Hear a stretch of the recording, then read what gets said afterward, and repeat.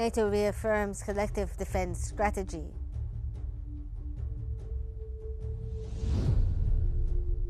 Iran warns U.S. move could push region towards fire.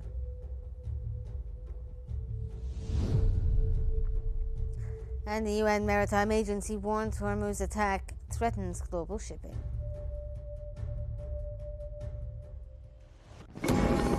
I, Donald John Trump, do solemnly swear. If you look at that,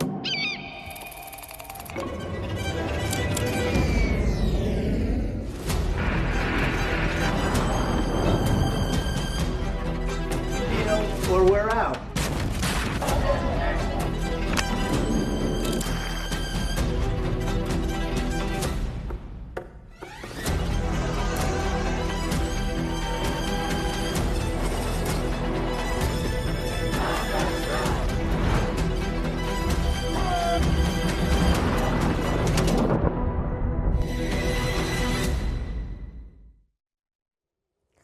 NATO leaders have reaffirmed their commitment to collective defense while pledging new military support for Ukraine and taking a firm stance on Iran.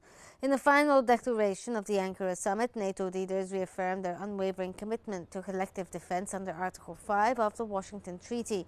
The alliance also announced more than $50 billion in new defense procurement. Member states pledged €70 billion in military assistance for Ukraine this year and committed to maintaining similar levels of support in 2027. Leaders also agreed to work with the defense industry to expand production capacity. The declaration further stressed that Iran must never be allowed to acquire a nuclear weapon.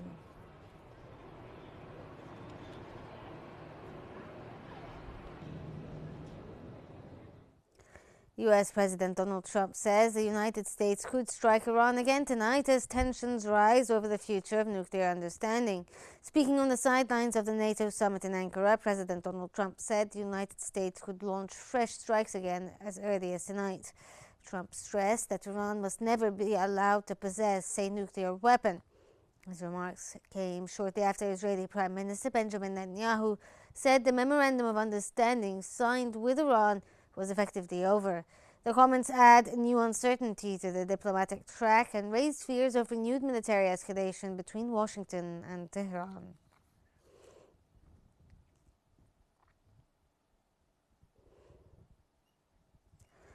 U.S. President Donald Trump says Washington will grant Ukraine a license to produce Patriot air defense systems. Speaking during a meeting with the Ukrainian counterpart in Ankara, President Donald Trump said the United States would grant Kyiv a license to manufacture Patriot defense systems.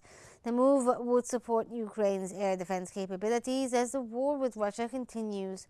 Trump also said Washington has what he described as many pressure cards against Russian President Vladimir Putin to help end the war.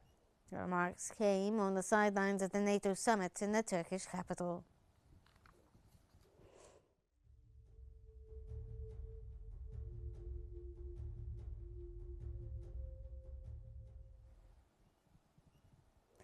Ukrainian President Volodymyr Zelensky says Russia's conditions for ending the war remain unclear as fighting continues. Speaking after the meeting, the U.S. President Donald Trump in Ankara, Ukrainian President Volodymyr Zelensky said Russia's condition for ending the war continues to change. Zelensky said Kyiv does not currently know Moscow's latest demands. He also said Ukrainian forces are working to stabilize the battlefield despite what he described as severe shortages in military supplies. The Ukrainian president renewed calls for continued international support as the conflict enters another phase.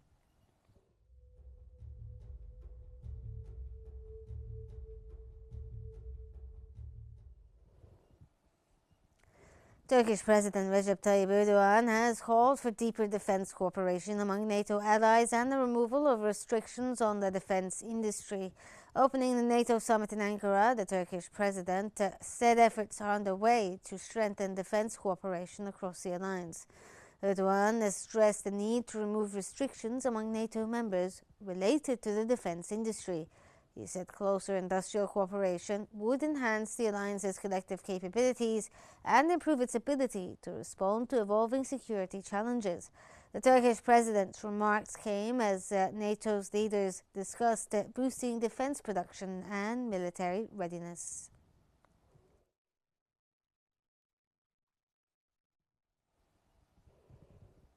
NATO Secretary General Mark Rutte has praised the U.S. response to Iran during the recent conflict, saying the alliance remains committed to preventing Tehran from acquiring nuclear weapons. Speaking at the NATO summit in Ankara, the Secretary General said the United States had acted effectively to eliminate what he described as Iran's ballistic weapons capabilities. Rutte also described the U.S. response during the conflict as extremely strong. He reiterated NATO's position that Iran must never be allowed to develop a nuclear weapon. The remarks came as the alliance's leader discussed regional security and the future of the Iranian nuclear file.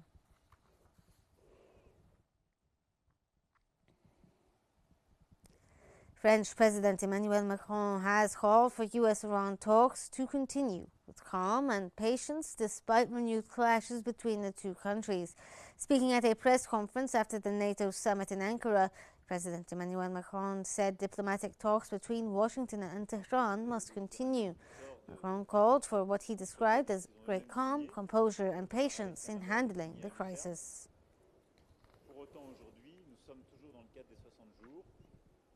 Ma compréhension, c'est que les réunions qui sont prévues dans ce cadre vont continuer de se tenir et il faut continuer d'avancer. We now cross over to the newsroom to Hela Hamalewi for further analysis. You, Hela. Thank you so much, Riham. For further analysis, we're joined live from Washington, D.C. by author and journalist Mr. Matthew Vadam. Thank you so much, Mr. Vadam, for joining us here on Qnews. Now, sir, the Ankara summit ended with a strong declaration reaffirming NATO's commitment to collective defense under Article 5. How significant is this message, given, of course, the current security environment? Well, I think it's fairly important that that Article 5 was reaffirmed. That's the mutual, mutual defense provision, and Russia remains a threat. They're attacking Ukraine right now, and they're struggling in their war at the moment. But who knows who else they could attack? NATO has to remain united against Russia. Or really there's no point in its existence continuing, because that's why NATO was founded, was to oppose Russia, though originally the Soviet Union. So it's good that they're reaffirming Article 5. Whether President Trump, wants to continue supporting NATO is a different question. He has been backing away somewhat and complained that the European member countries haven't been paying their fair share towards their own defense, and he wants them to pay more. Some of them have agreed to do so, some haven't. So, there's a lot of tension in the NATO alliance right now, but it looks like it's strong for the time being, and it's good that they reaffirmed Article 5.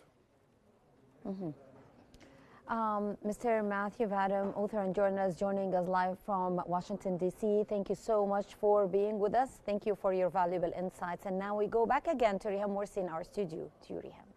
Thank you, Heather. We're taking you now live to Ankara, where U.S. President Donald Trump is about to address reporters following the NATO leaders summit.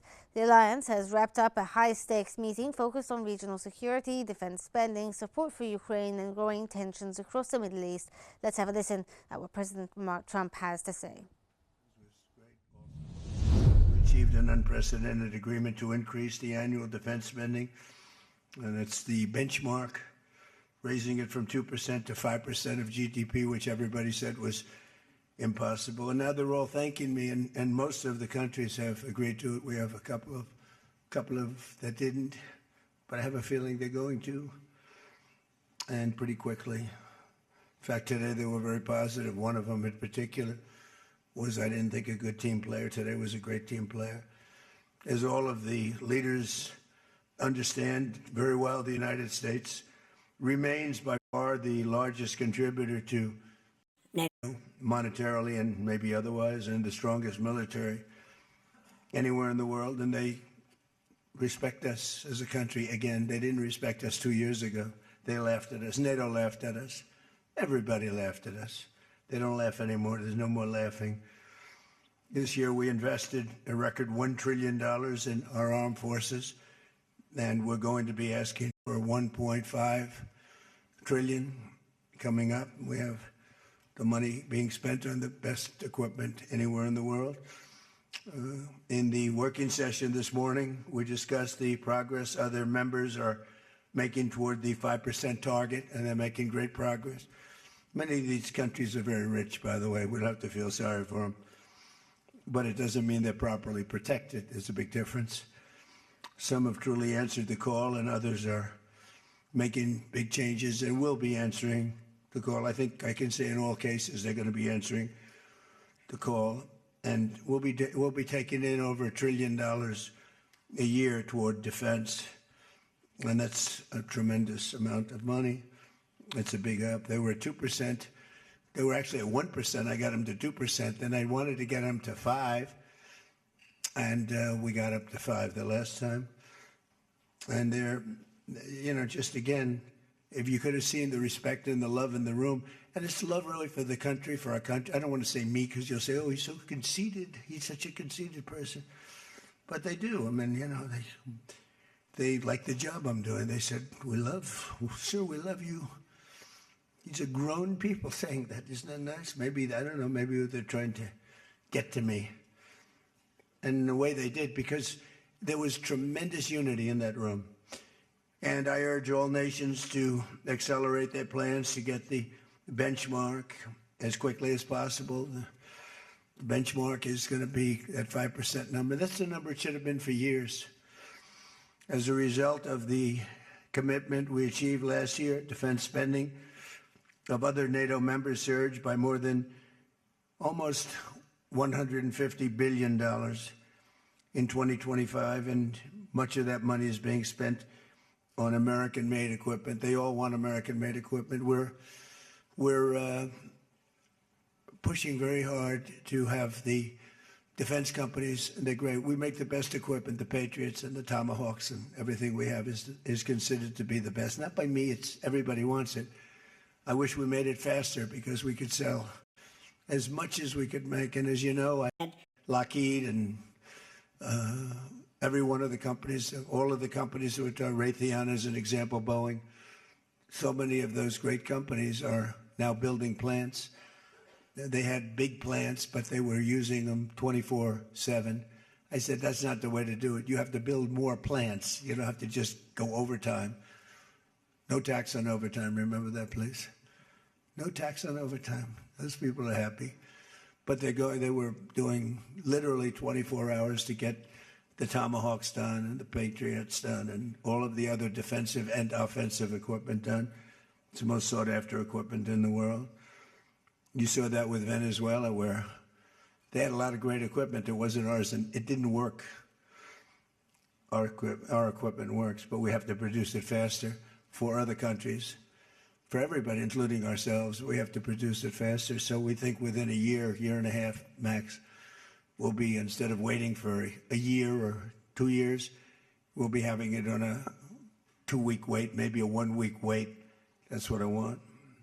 And it'll do really well. A lot of people are, just waiting. They're waiting. They want to get this defensive equipment, maybe in particular the defensive equipment, but offensive and defense. As much of that money is being spent on American-made equipment, that's the money that the European and Canada are spending, European countries mostly, and Canada. And they're spending that with the United States, largely. And it's American-made, made in the USA, as we say.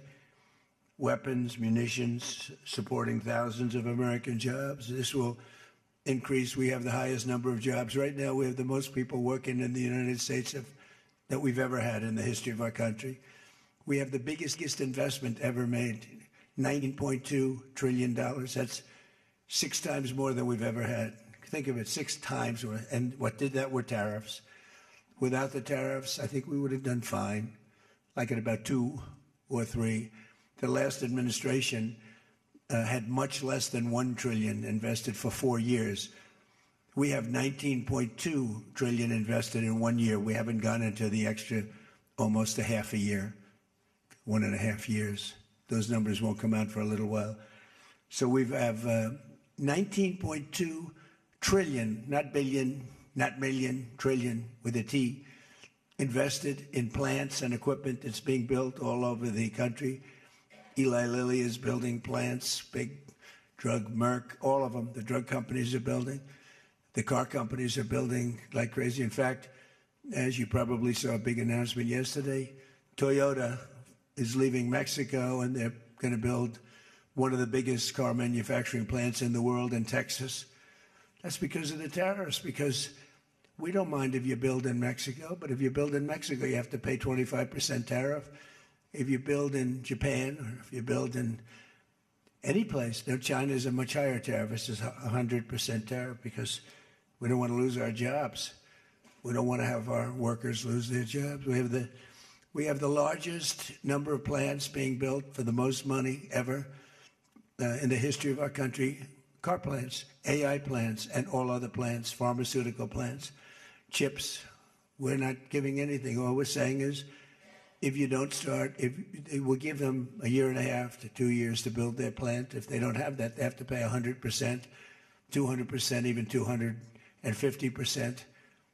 If they make a chip, or if they make a car, if they make pharmaceuticals. So the pharmaceutical companies are moving in at record levels. There's never been anything like what's happening. Let me put it a different way, put it to you in a more broad fashion. There has never been anything like has happened with this country or any other country in the history of the world. There has never been growth. There's never been manufacturing plants being built. We have so many being built. And in the big ones, like AI, some of the AI, we let them build their own electric plants. We force them to build. We don't want it because the old grid that we have wouldn't be able to supply. They need, just as an industry, more energy than the entire country produces right now, when you think of it, which is incredible. So take all of the energy that the United States produces, and that one industry, which is so big, so powerful, it needs more than that. In fact, some people say almost double. So this was my idea. I said, you can never service that. You can't reinvigorate the grid. You can make it better, but nothing like that. You wouldn't be able to build. And we're leading China in AI, in just about everything. But we're leading China in AI. Even in TikTok, I was watching somebody say, oh, the TikTok deal, it's so bad because they say the deal was incredible, but they think the word that gets out is bad, except the numbers just came out, and I'm number one on TikTok, and all I do is talk about communism, right? So it's sort of good. I used it to get elected, too. But, you have to get your word out.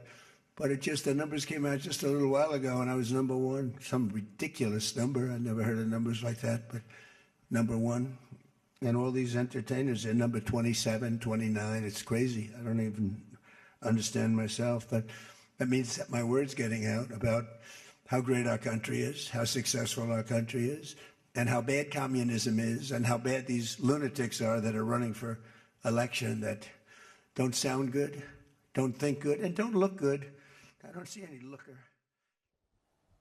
That was part of a live speech by the US President Donald Trump speaking at the end of the NATO summit there in Ankara. He spoke a lot about the significance of the US military spending and actions in Iran.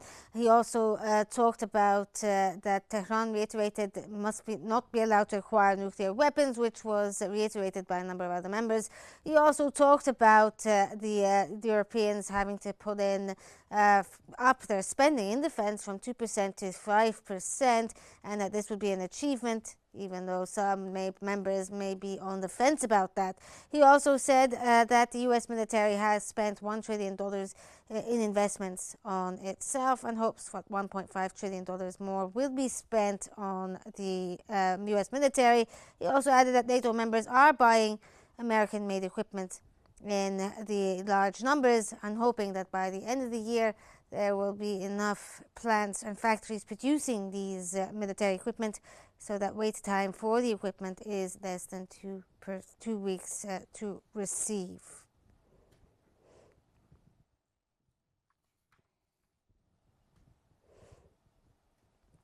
A senior advisor to Iran's leadership has warned that U.S. moves could push the region towards what he described as fire. Hadi Akbar Vadiati, advisor for the Iranian supreme leader, said the recent U.S. actions risk driving the region towards what he called fire. He said any formal acknowledgement of the cancellation of a memorandum of understanding would rest with the U.S. president. Valiati also warned that what he described as the axis of resistance would not remain silent in the face of further adventurism. He added that the alliance hand is on the trigger, according to his remarks.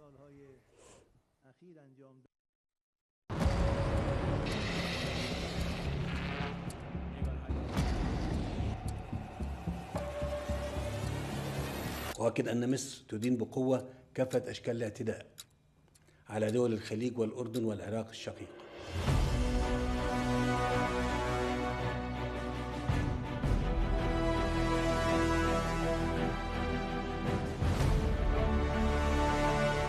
أود أن أؤكد أن الأمن القومي للدول العربية جزء لا يتجزأ من الأمن القومي المصري.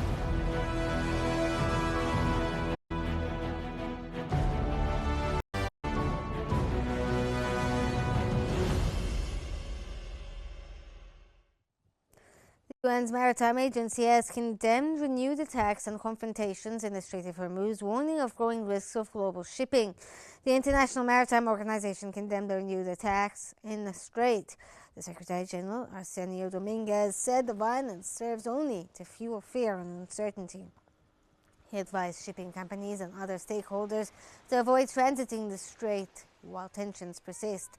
The UN agency also estimated around 6,000 seafarers remain stranded aboard the vessel in the Gulf.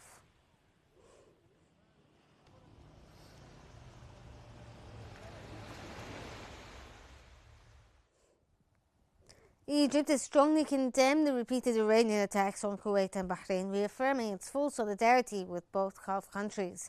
In an official statement, Egypt condemned in the strongest terms Iran's targeting of territories of Kuwait and Bahrain. Cairo said the attacks represent a dangerous threat to the security and stability of the two countries, as well as the wider region. Egypt reaffirmed a full rejection of any actions that undermine the sovereignty and security of brotherly states. It also called for restraint, de-escalation, and the preservation of regional security and stability.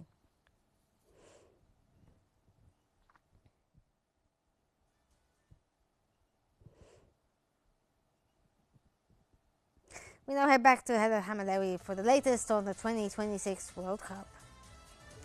Well, thank you so much, Riham. Egypt's World Cup dream came to an end after a dramatic defeat to Argentina, but much of the post-match discussion has centered on the referee rather than the football.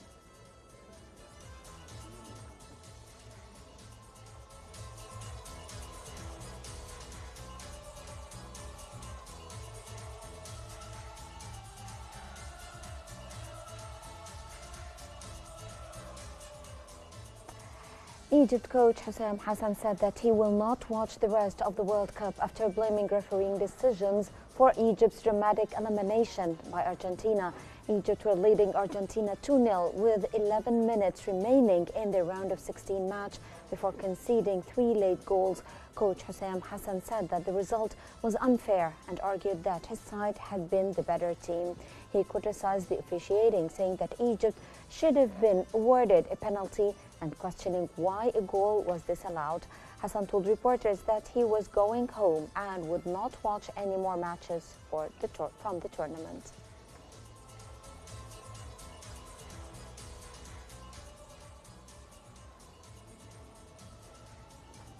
Now we go back again to Riham in our studio. To you, Riham. Thank you so much, Heather. And that brings us to the end of the news bulletin for today. But before we wrap up, here's a quick recap of the top stories making headlines for this hour. NATO reaffirms collective defense strategy.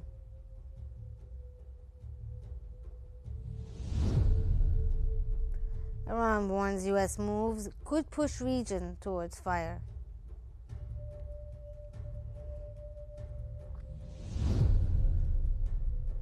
And the UN Maritime Agency warns Hormuz attack threatens global shipping.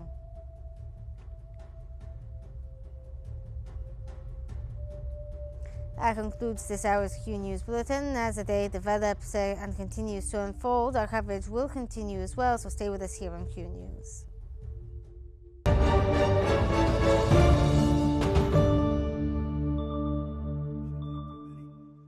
I don't think we should take, so we're going to keep it a little bit short, and I know a lot of you are going home. Some are going with me. So go ahead, please. Sir, yes. Yes. No. The gentleman right here. The very tall gentleman who's very insecure. He doesn't want to ask the question. He's a handsome guy, but he's very insecure. Go ahead. Do you want to shout it out? Give him a mic. How about giving him a mic? He shouted it out. Your operation in Venezuela has been lauded as a military success, and yet the Iran war seems to be a strategic dead end for you. Why are you apparently unable to end the Iran war? So I think we're doing just the opposite. The Iran war has been a tremendous military success. And, you know, I can only answer the question by saying they're not going to have a nuclear weapon. I think I was there for one reason, that Iran cannot have a nuclear weapon. I call it, we denuclearize Iran, and that's happened. They will never have a nuclear weapon. That stuff is so far down under a mountain. It's a granite mountain that collapsed on top of it. Take months to get it out. I think it's a tremendous success, Iran. And you see the oil prices are lower than they were when I started. And people like to say that, but look, they have no military left. Their Air Force is gone. As I said, their ships are gone. 159 ships are gone. They're at the bottom of the sea. Their radar is gone. Everything's gone. So when you say not a success, it's a tremendous success. The fake news likes to say how well they're doing. They're doing terribly. They have 350% inflation. When the war started, they had like 6%, 5%. They want to make a deal, but they don't know how to make a deal. And then they go around shooting ships at night. I don't like that. You know, they're dealing with very fine people. They're dealing with Steve Witkoff. They're dealing with Jared Kushner and J.D. Vance. And they're dealing with Marco and Scott. They're dealing with great people. But I don't know. I think they're a little loco. They're a little crazy. But they told us they'd like to go to the funeral of a person who was killed a lot of people. Khomeini killed a lot of people over the years, and there for a long time. Don't forget, what we did should have been done 47 years ago. It could have been done any time within 40. This has gone on for. They were the bully of the Middle East, so they're a much different country now. In one day, all of their anti-aircraft things are gone. That doesn't mean they're not going to get a plane at some point. But all of it's gone. Everything's gone. Their leaders are gone. They had leaders, they're gone. And they had another set of leaders, they're gone. Now they have another set of leaders, they may be gone. Who knows? And you know what? I may be gone too, because I'm their number one target. It's out all over the place. I'm their number one, because they're scum. That's the way they act. And that's the way they've done it for 47 years. But I'm doing what's right for the country. I'm doing really what's right for the world. They have to be stopped. And they've killed thousands, hundreds of thousands of people. They killed 52,000 protesters over the last 3 months. So when you say we're not doing well, I think we're doing phenomenally well. Our military has been incredible. Plus, we had a blockade. Did we have a blockade? Did you ever see a blockade work that way? You know, for you that said we're not doing well there, we did great in Venezuela. That was a one-day war, and they're very good military. You know, it's a very military country. We took out one of the worst human beings in the world, Maduro, and he's in jail waiting for trial. But what he did to this country was incredible, including the fact not only the drugs, but he had people pour into the country from prisons. They opened up their prisons. They allowed them to come in. We're getting them out. We're getting them all out. But we have, with the Biden open border policy, with Kamala as your borders are. Remember, she was a borders up, but she never called Border Patrol, never once, and she never went to the border. The border was a disaster. Now it's fixed. It's fixed where we have nobody, and I don't do these numbers. 0 people come in through our border, through our southern border. 0. And that's been announced now every month for the last 12 months. 0. We had millions of people come in, under 25 million people, I think more than that under Biden. And they weren't people that you want, and for the most part, they were drug dealers. They were escaped from, think of it, all the prisons, and I'm not just talking about from South America, I'm talking about from the Congo, I'm talking about from all over the world. The prisons were emptied out. They were emptied out into our country, but they had the worst murderers. We had people allowed in our country that should never, and they walked in through an open border policy. And all I'm saying is that you're lucky we won this election. Yeah, please. Go ahead. Go ahead. No.